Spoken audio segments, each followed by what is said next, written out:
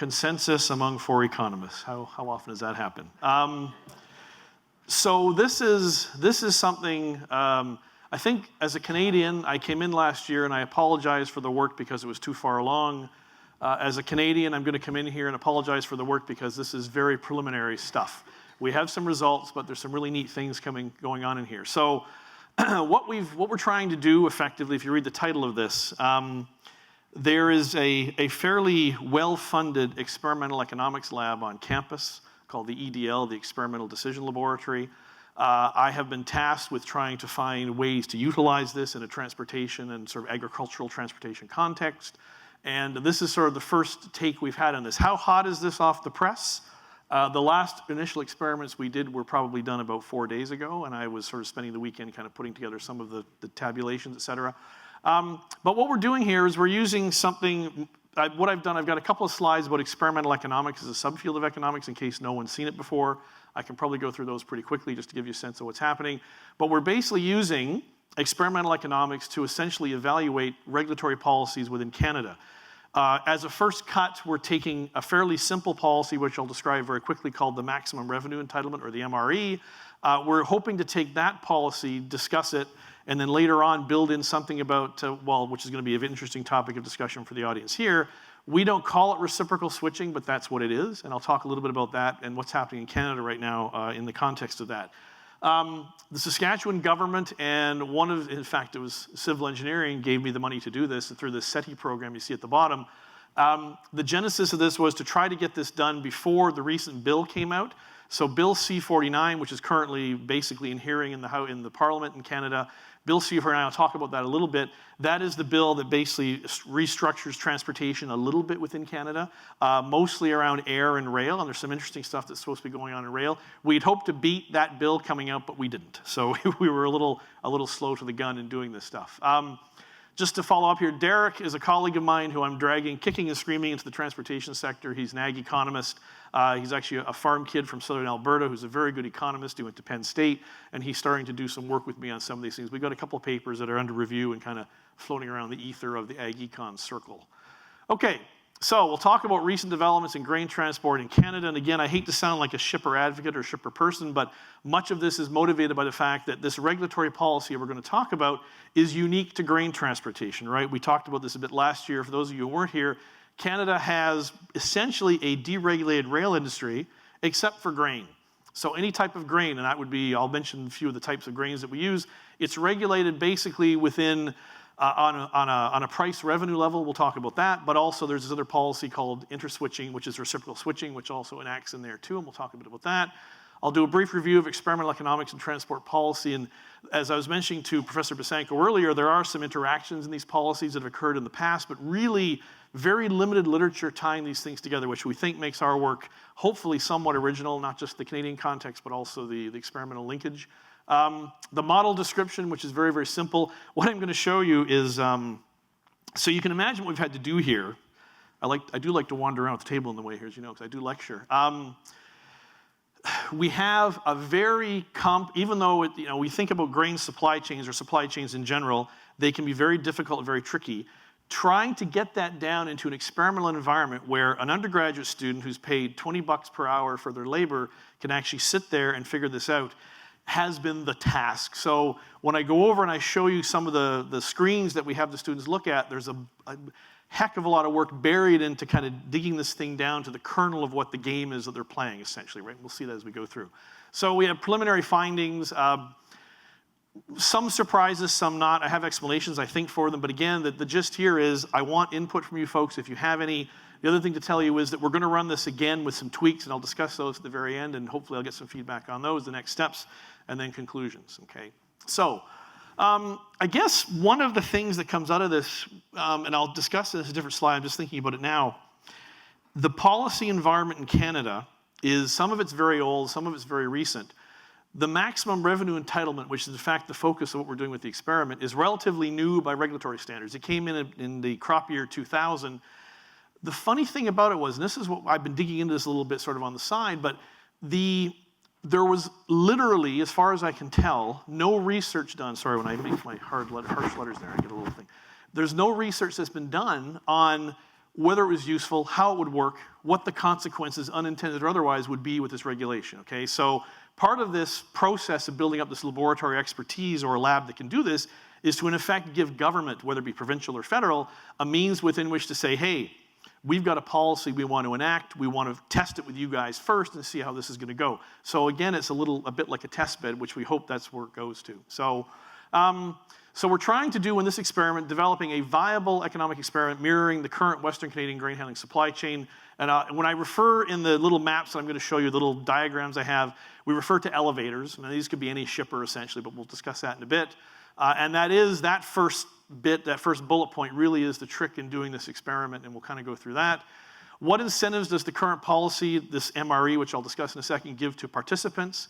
Assess how the experimental participants perform compared to reality. So we know what the railways have done and tried to do, and we're going to try to see if we can replicate that and see if we can tweak that a little bit, and explain those outcomes that we actually get, because they were a bit unexpected in the context of behavioral/regulatory economics. Okay, sorry for the small font here. Just to give you a background in Canada, I've discussed this a little bit with some of you. So there's been, over the last, well, you could say the last 80 years, but certainly within the last 5 or 6 years, there's been a considerable controversy in Canada over essentially grain transportation. You have a bunch of shippers who are not very happy sometimes. There have been a lot of complaints about levels of service and rates, et cetera. So a report came out in 2011, 2012. Those were both entitled the Freight Service Review, to say, how is freight service occurring? You know, what's going on in the industry? In 2015, the Canadian Transportation Agency, or the CTA, put out a report. That's our STB. They put out a report that said, there are problems, here's what we should do. And the recommendations from that study were the following: get rid of regulation in grain transportation. Okay, so there's some people there. Most of the folks who wrote this were on the carrier side, actually, but there were some good points in the article, the good points in the 200-page report that they did. But essentially what's happened now is the government's more or less ignored that. They've ignored a fair number of the recommendations, which is kind of interesting. As we saw in the panel here, a lot of this gets subsumed to politics, of course. So May 16, 2017, the so-called Bill C-49, which are the amendments to the CTA, or the Canada Transportation Act, is currently before Parliament for review. C-49 recommends maintenance of the MRE, which is the maximum revenue entitlement. We'll tell you what that is in a second. It's a revenue cap. It's essentially a price cap for grain movement, with slight modifications to the formula, along with a significant expansion of long-haul interswitching. And I put i.e. reciprocal switching, so the American folks near here know what it is. The latter will be a future extension of this experimental environment. So this is the MRE thing I'm going to show you today is really a first step towards following an experiment that says, how does the MRE interact with interswitching? Because in fact, both of those policies are currently in place. It was surprising to many, including myself. I was contacted by Transport Canada about the changes. They surprised me because the way I look at it, very, very basic economic kind of perspective, if I'm a railway in Canada, and I'm moving grain, which is about anywhere between 15–20% of my revenue source, I now have two regulatory policies. Since essentially since 2014, there have been two fairly heavy-handed regulatory policies governing what I do. One of them is the MRE, the other one is interswitching, which was changed in 2014. I thought, as an academic, that they would get rid of one of the two. We weren't sure which one. That was kind of up in the air, the flip a coin. The government kept both for the time being, okay? Surprising to many that both regulations on grain movement were maintained moving forward, including the MRE. And interestingly enough, C-49 also recommends looser restrictions on foreign ownership for CN. CP wasn't mentioned as private anyway, but there's a whole history behind CN Rail. CN had a cap, I believe, of 25% foreign ownership, kind of like an airline in Canada, and now they've had that, at least that under debate now, whether it's going to be removed, that restriction. That presumably, to me, looks like potential for mergers, acquisitions, kind of loosening up some of the restrictions, but we can talk about those later. The early impression is that C-49 unto itself is very favorable to shippers, okay? The interswitching, for those of you who don't know, we'll talk a bit about that. So long-haul interswitching, or extended interswitching, as we used to call it in Canada, it used to be 30 kilometers where you could actually regulate a rate to have the competing railway pick up the traffic and you could have a competitive access to market. In 2014, when there were some service review issues around, the Bakken oil boom occurred, a lot of grain sat and oil moved, so the government came in and said, we got to make sure that grain moves because grain shippers, i.e. farmers, are pretty ticked off at rail carriers. So they brought in a legislation based on some of the work I'd done in the past, moving that MRE limit up to 160 kilometers, which is 100 miles, okay? I don't have data I can show you on the interswitching in Canada, but it's working. What's effectively happening is BN is taking a fair bit of traffic from CP and CN through southern Alberta and Saskatchewan, so there's been a bit of movement there. But what the government did, and we talked about this, they've taken the interswitching, they moved it up to 1,200 kilometers, which is about, what, 700 miles or so. It's extremely long, it's way beyond the bounds of what we've done in the research we had done about 10 years ago now. So why they did it, there's historical reasons, and we can talk about that if you have questions on it. There's something called the competitive line rate, which actually was at that limit they brought in. But again, if I were a railway, I don't know how this got through, frankly, because it's an interswitching limit, I think, which is going to be very difficult to put a regulated rate on a 1,200 kilometer movement because the costing models, which is why I asked the question, the costing models are not very good right now within the agency. Okay. All right, so for the experiment, Canadian rail rate regulation on grain. Remember, this is only on grain, right? It's a fair chunk of market for Canadian railways, but it's only on grain. So in the 2001 crop year, freight rates for export-bound grain in Western Canada have been regulated by something called the Maximum Revenue Entitlement Policy. It's effectively an average revenue cap, for those who are regulatory in the room. Applies to so-called major grains. That'd be wheat, barley, canola, oats, rye, and flax. These are formerly called board grains, referring to the Canadian Wheat Board, but the board's gone now, so they're just referred to major grains. If the reported grain revenues exceed the calculated MRE, and I'll show you the formula in a second, then the railways are penalized. So the railways suddenly have this formula in 2000 that came from a prior review. There's a whole history of these reviews, of course, in Canada. It came from a prior review. So if you exceed the MRE, if you exceed your calculated MRE, you're penalized, okay? The biggest penalty that I can recall off the top of my head, I believe in 2007, there were some adjustments to MRE. I believe the railways collectively were charged $70 million in penalty, okay? The last 5 to 8 years, the railways have done a pretty good job at the next bullet. They generally exceed the revenue cap by under 1% of their total grain revenue. So right now, the revenue cap in Canada, by calculation, sits at around, I believe for each railway, it's about $750 million, maybe a little more, a little less. And what they do is they're very good at sort of setting rates to make sure they don't exceed that cap by very much. So they don't leave any money on the table by going under the cap. They exceed it by 0.5%, 1%. I do have data on that, but I don't have it here. It's not very much. And they've learned over time, right, and this is part of the process of this experiment, is how long did it take the railways to learn how to operate grain operations and logistics under this MRE, this average revenue cap policy? Okay, so we have a little bit of data on that. I won't show you, but I'll talk about it. So the railways have this particular regulation that they've had to deal with. Now keep in mind that up to 2014, the MRE was the predominant regulation on grain movement in Canada, this average revenue cap. Farmers are generally positive about MRE because it limits overall grain rates. There is obviously this cap that comes in there. These remain relatively stable over time. The railways these days are slightly less positive. There are, I wouldn't call them rumors, there are suppositions that in fact the MRE was suggested by one of the railways at the time of the review in 2000, but now they don't like it as much, so they kind of wanted to get rid of it. And as I said, the 2015 report came out and said, get rid of it, sunset it, take rid of it, get rid of it, make sure grain in Canada is effectively unregulated, okay? All right, so what does this thing look like? So there's the MRE formula, the average revenue cap on grain. So without going into gory detail, I'm looking at my laser here. Without going into gory details, what it is, it's like, it's an index. There's a base year of tons of grain moved, revenue, et cetera. It's kind of like an index. And the 0.022 is essentially a costing formula built into that.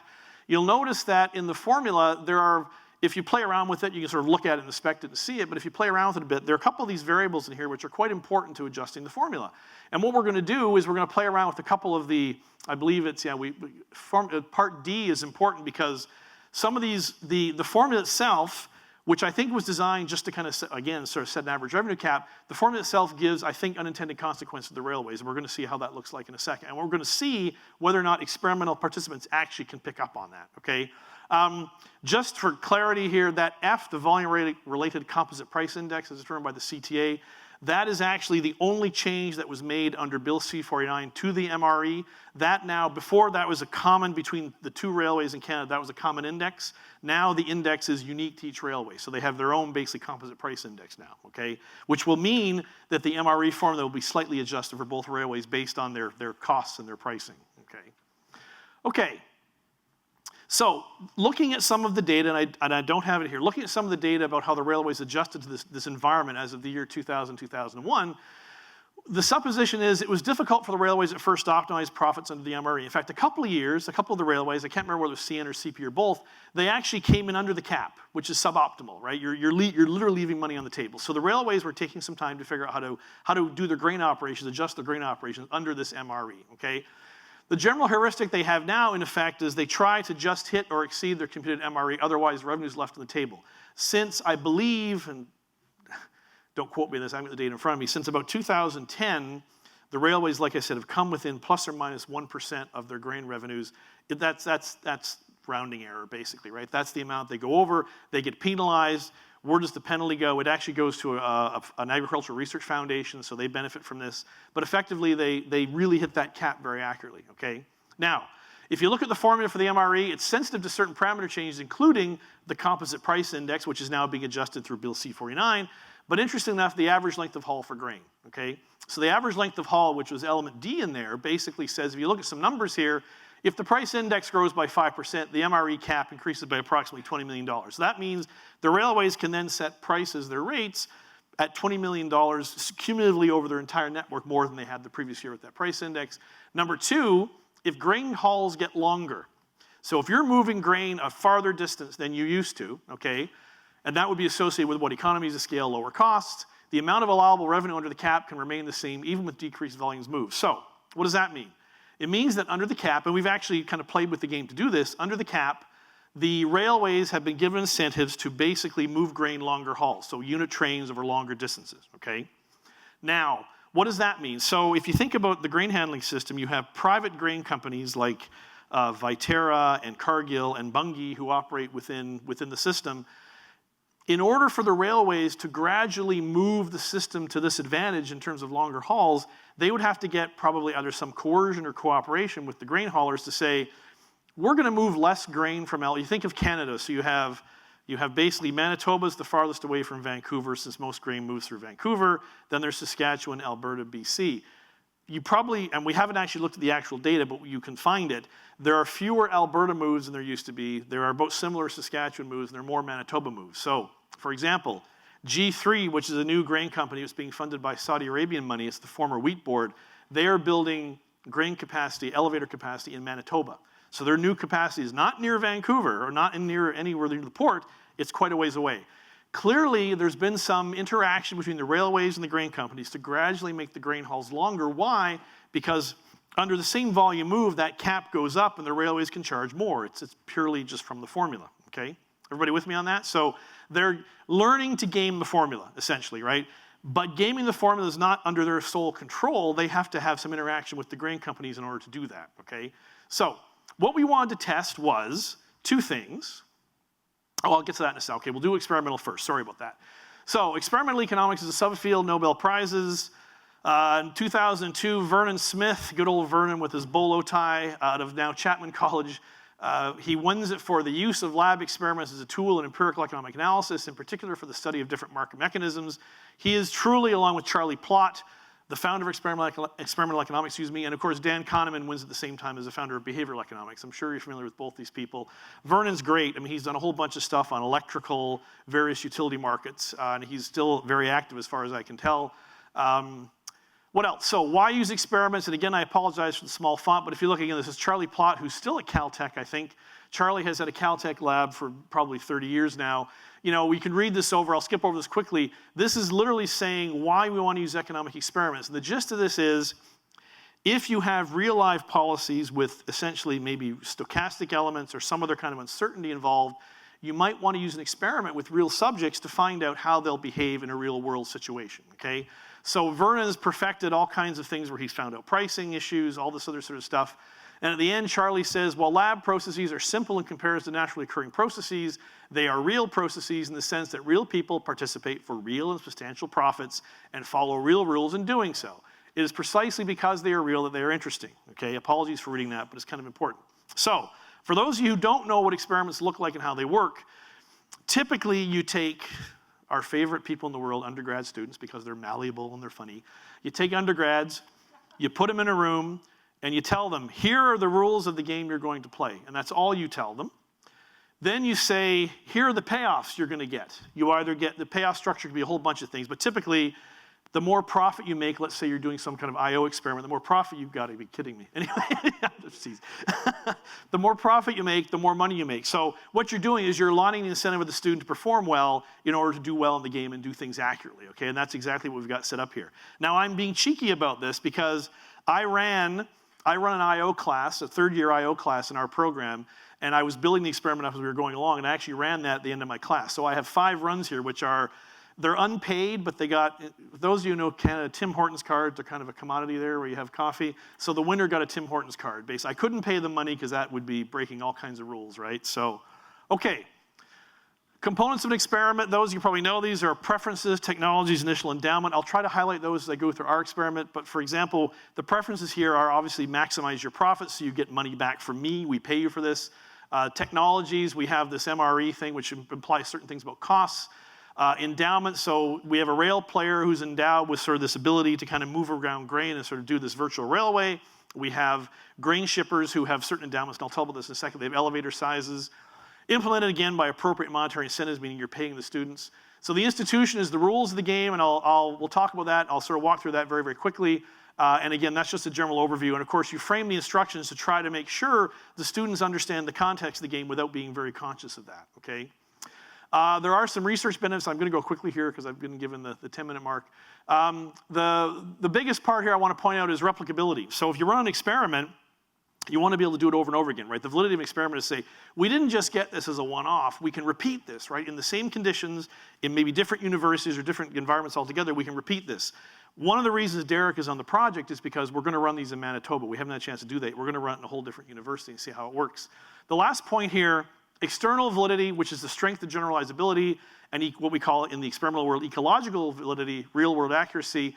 We're going to see that the real-world accuracy could be a criticism of the work, but it's also, we see this experiment right now as something of a wind tunnel experiment, right? We're trying to see if the concept can work.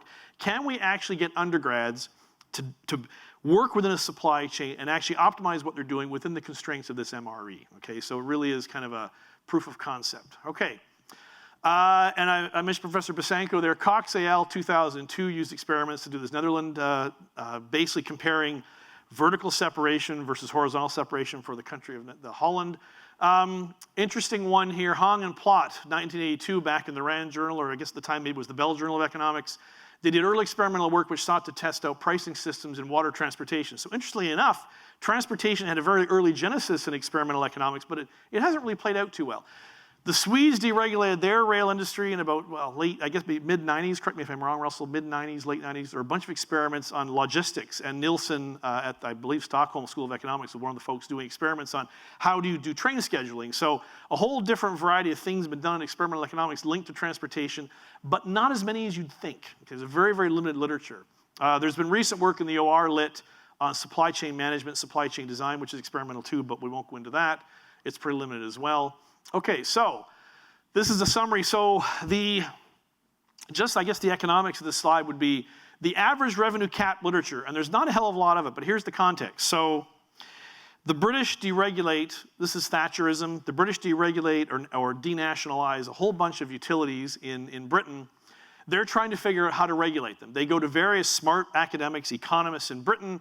Simon Cowen was one. There are a few other papers out there, not a lot, talking about the relationship between, for example, average revenue caps with price caps, average revenue caps, how that affects Ramsey pricing, speaking of these other pricing issues. So there's a whole bunch of stuff. What it comes up with, it says, well, average revenue caps, which is effectively what this MRE is on a monopolist, is inferior to other types of price rate regulations. So it is inferior, okay, for a whole bunch of reasons, including that the monopolist has incentives to just restrict output, et cetera, worse than usual.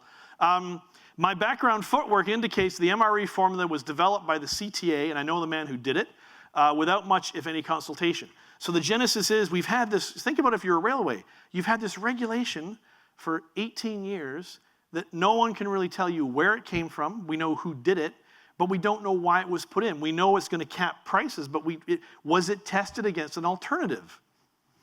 Probably not, and we know it wasn't actually. Okay, so another points about the MRE, I'll just go through here. So what do? We have an experiment. We say to students, okay, sit down. One of you is going to play the railway player. 4 of you, we had to pick a number, 4 of you are going to play the shippers. In order to test the hypothesis about the distance and how you're going to move around grain, each shipper had a closer, so we think there's one origin. I'll show you the map in a second. There's one origin.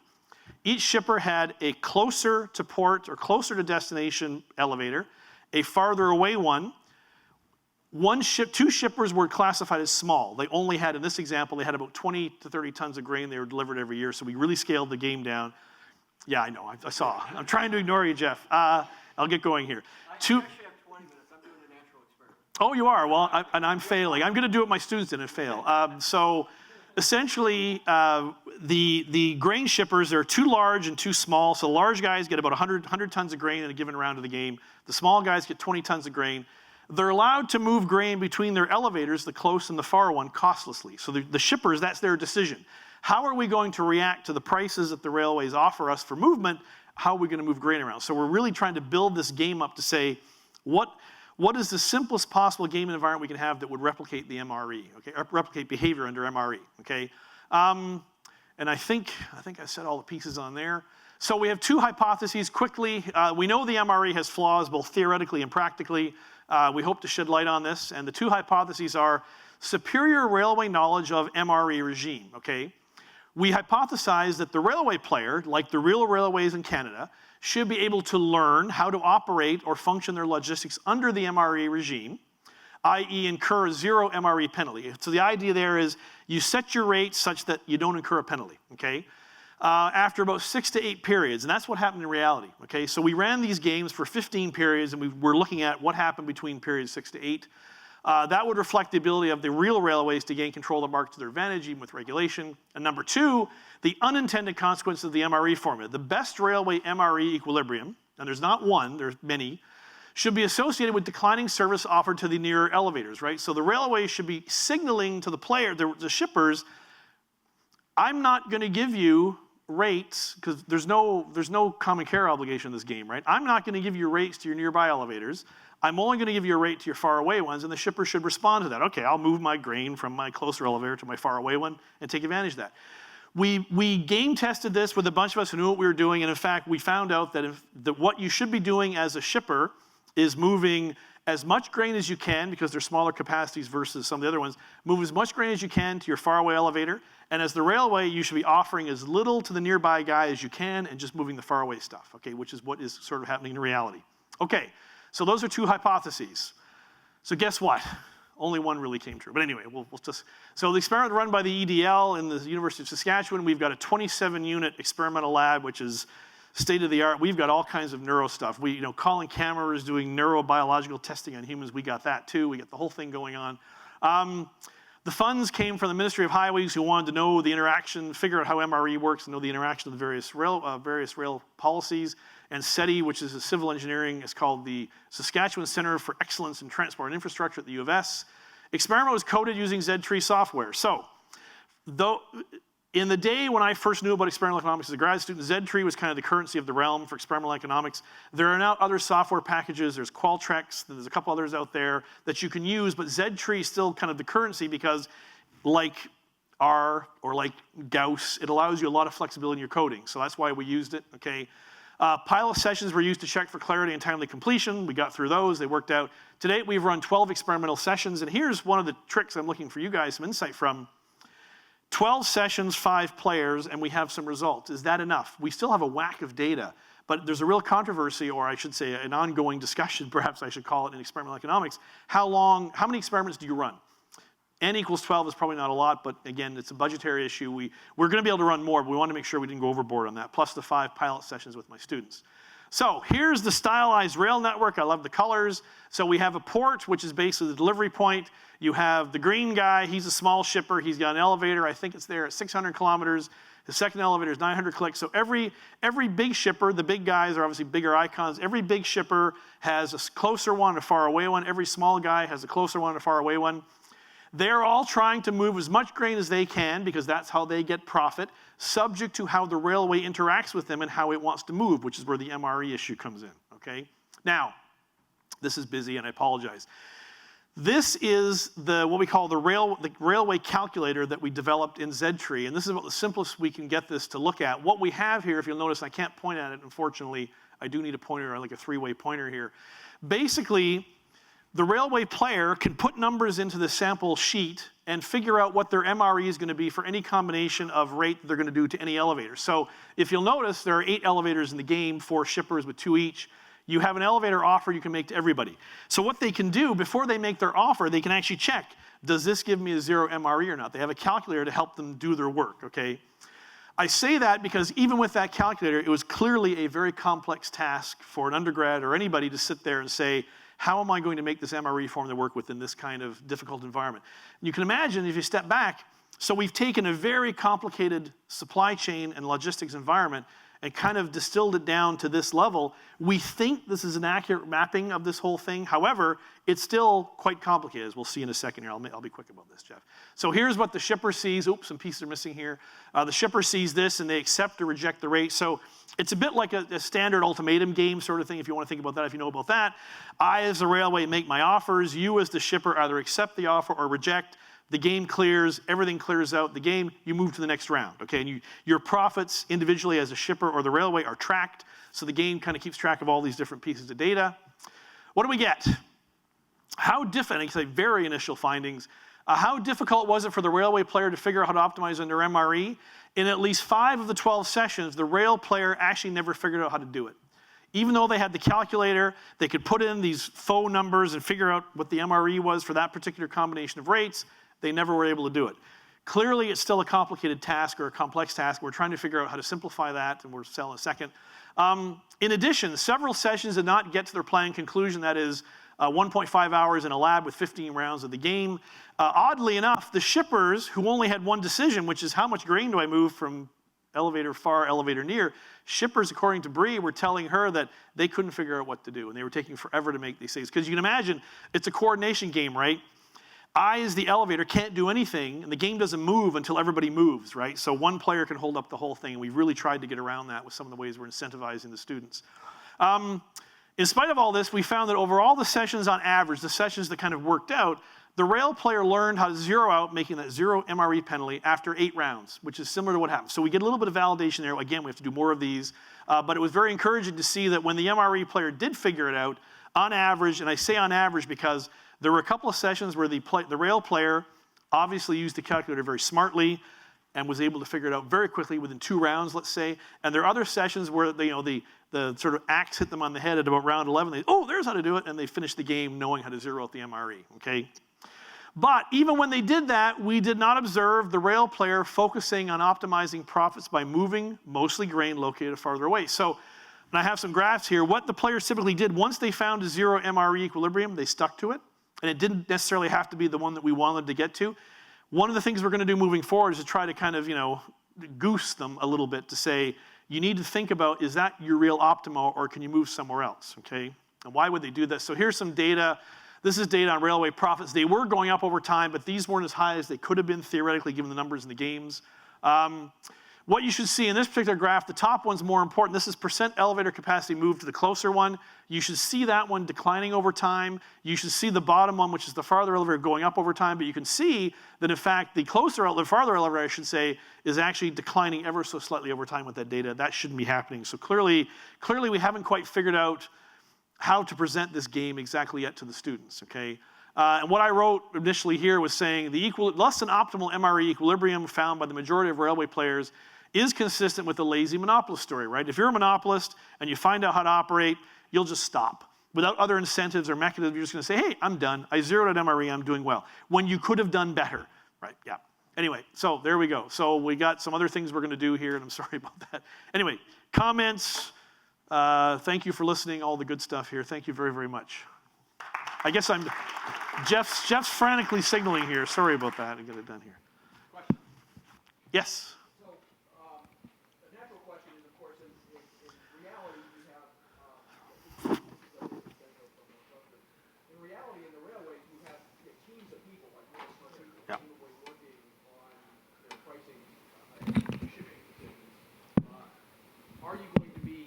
This experiment, do you imagine doing this experiment where you have perhaps teams of students? That's an excellent point I didn't get to mention. So David, I would have thought that too, but basically what our understanding was that for the first, and maybe someone from the railways can correct me here if they're from Canada, for the first 4 or 5 years of the MRE, they had one person working on it. So it wasn't a team. So there was a guy said, yeah, what they were doing, they were taking the rates that existed before the MRE and the volumes, and they were kind of trying to replicate that because grain volumes didn't actually shift a whole lot the first 4 or 5 years, so there wasn't a lot of incentive to change anything. Grain, there was a peak grain year in about 2007-8, and that probably really sort of goosed them saying, uh-oh, we just lost a lot of money on this, how do we do this? What we did do, when I put the students in the lab, every team had to, the way it worked out, because we only had 5 places to put them, every team had 2 people on it, so they were a team. And in fact, I didn't mention this, one of those teams actually figured out to move everything to the farther elevator. But the reason I didn't mention it was because they weren't properly incentivized either. I only gave them this Tim's, this is a coffee card kind of thing, but that's a great question. So yes, we do hope that we get either teams, and I've mentioned that, 2 teams, or some tweaking to them to say, you need to move away from your comfy optimum and try to find the better one kind of thing, but that's a good question, very good question. Yes, John. Yeah, James, when you're dealing with the interaction, did you look at things like, or vary the scenarios between rounds on things such as equipment constraints and the location of production, or variance in production? And those are excellent points. No, okay, that's a great, we didn't do it from the rail side. What we did, I didn't get to mention this, every round that started, there was a randomly generated amount of grain that went to an elevator. So you could have, if you were a small shipper, chances are we had a median, like the game allows, or I should say the software allows you to generate random numbers. So we'd say, okay, this shipper gets 20 tons of grain plus or minus 10 tons in a given round. So every round you had a little bit different amounts of grain to play around with, basically. We didn't do anything on the rail side. For example, we didn't assume that, oh yeah, by the way, if this shipper needs to move this, somehow you don't have the capacity to do it, right? But that's, again, we're trying to kernel this down to the simplest possible game to get that behavior to come out. And I admit that we'd love to have a little bit more the railway can do on that side, but we're trying to get this thing to work first in its most distilled form, actually. It occurred to me that that would generate differences in the responses that you'd get. And you were talking about that once they arrived at a successful equilibrium solution to the problem, that they tended to stick with it. But if you introduce even moderate bits of variance like that, it could force them out of their comfort zone. Right. And so what you're saying is on the rail side, again, just sort of in the game, take away some of their ability to do what they're going to do, and then they'll move away, force them to think a little more. Yeah. Well, the last slide, we actually have, not that specifically, but we have some suggestions that in a game environment, how we're going to get them to think differently about this. So, and I wrote your comment too. I was trying to catch them all here, basically. I guess I have one. Has the Canadian railroads or their shippers given any thought to maybe changing the formula instead of optimizing or their performance within the Great formula? question. There were suggestions. Again, this is all politics, right, Jeff? So there were suggestions to move it to a peak load formula. So right now it's just a flat computed every year. The numbers go in, the number comes out, right? There were suggestions by a few people. A colleague of mine was kind of working a little bit on this, but nothing very formal, where you'd have a peak load MRE and an off-peak MRE to give the railways a chance to flex around that, but it didn't go through. Like I said, the only change they made was they tweaked that one index number at the end of the formula. There were no other tweaks done, basically. What hasn't been done, and what we would do, and because Derek's part of the other research going on, what we would do later on once we get past this first set of stages is do that, is tweak the MRE. Yeah, and that's exactly what we have in mind. So you can see this, it's a test bed, right? We're trying to build a test bed.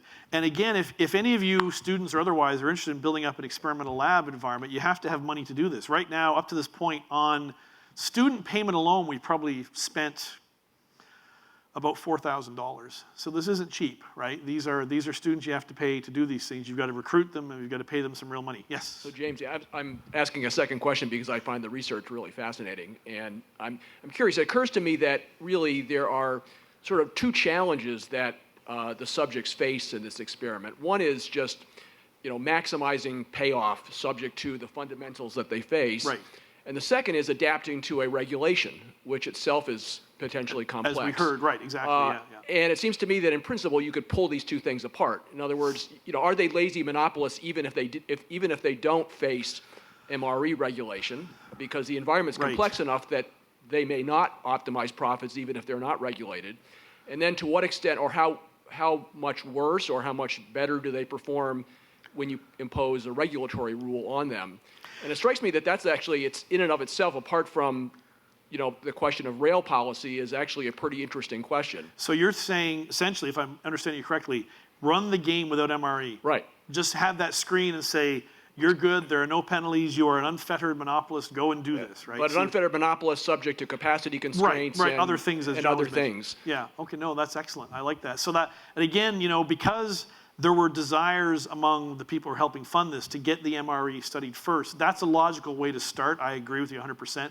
And maybe we need to step back and say, let's run about 10 of these or 12 of these again and have an unfettered monopolist with other constraints, not the MRE, and see if they behave the same way. And that's very good. Thank you. Anybody else? Oh, Nate?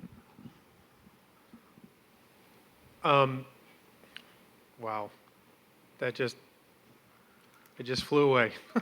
Your thought? Yeah. Oh well. You sure you didn't take my experiment? You came to Saskatoon and I'm kidding. I'm kidding. I'm teasing. Okay, any others? Have you done experiments before? Are you familiar with them at all? Or I'm trying to tweak. Listening to your talk last year was fascinating computational experiment. Different tack this year. I mean, Yeah, this very is- different. I guess, you know, part of maybe my contribution is to say, you know, how can we bring other techniques to do Okay, this? Got it. I remember. Okay, good. We held you long enough. One of the, I don't know in what ways this might quote unquote validate the experiment, but because you know the theoretical maximum profit, you could tell people, like in a percentage term, how well they've done against that theoretical without telling them what the theoretical Excellent maximum point. is. Sorry, there's a real, again, an ongoing debate in the experimental literature is how much information you give back to the player as to how well they're doing. Bree, who's helping me do this stuff, she's kind of the lab lady. She's basically said maybe we should give them that information on the slide and say, okay, last turn, your theoretical amount was $2,000, you made $1,200 or something, right? So we are thinking about, I think that might be in the last slide if I recall actually, but we're thinking about that. Yeah, again, give them feedback on their performance. But the problem with that is the real railways didn't have that, right? They didn't in reality have someone saying, hey, you know, blah, blah, blah, blah. They know when they zero out the MRE, I mean, the railways could have found this too. We don't want to give them too much, and right now we are debating how much information to give them so they get to that equilibrium. Because I suspect if we did that, virtually every player would find out that optimum after 3 rounds, which completely kind of gets rid of that initial hypothesis, right? So, but it's a great, like I said, we are absolutely thinking about that. So, thank you very much.